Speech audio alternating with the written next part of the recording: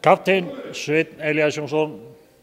Svenni, fyrsti heimaleikur sumarsins á morgun í blíðun á Þórshöfði. Selfoss, hvernig leggst þetta í?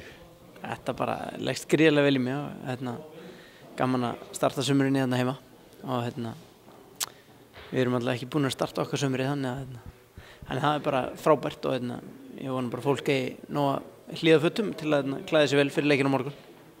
Þú sagðir í viðtalu daginn að þið hafið gleymt að segja upp áskriftinu að byrja illa. Þú ert væntanlega búin að sækja áskrift að byrja vel á heimavelli og halda því í sumar. Já, það passar. Hún á að vera orðin virk, svo áskrift, þannig að góðu gengi. Þannig að við ætlum að starta þessu hjá okkur á morgun og erum bara búin að undirbúa okkur vel held ég eftir skellinu síðustu helgi. Þannig að það verður bara gaman, hún er bara spenntur fyrir því. Selfyssingum er spáð bara fínasta gengi þannig að við megum búast við, kannski svipað gengi okkur og þannig að við megum búast við hörkuleik. Já, bara mjög gott lið og þannig að ég held að verður bara hörkuleikur og bara skemmtilegt fyrir fólk að mæta á völlinn. Hefur þið kynnt hverjir svona þeirra helstu styrkleikar eru hjá Selfyssingum?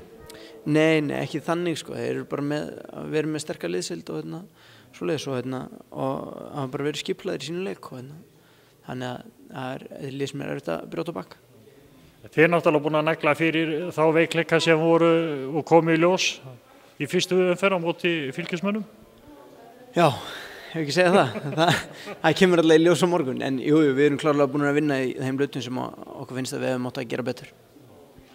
Svenni, þetta verður leikurinn á laugardeginum klukkan 4 og það verður dögleg upphitun í Hamri fyrir þá sem við náttúrulega hvetjum flesta til að mæta inn í upphitun og kaupa sér hamara og gíra sig upp fyrir leikinn. Það er ekki spurning, það gerir þetta allt saman miklu skemmtilegra taka bara þátt í þessu alvöru og við leikmenn munum gera það líka. Við munum taka þátt í þessu alvöru og skila 3 stigum heim á morgun.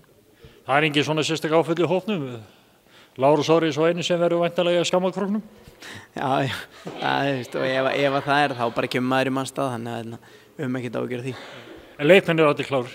Já, menn eru bara klárir, það er bara þannig. Svenni, gangi ykkur vel. Takk fyrir.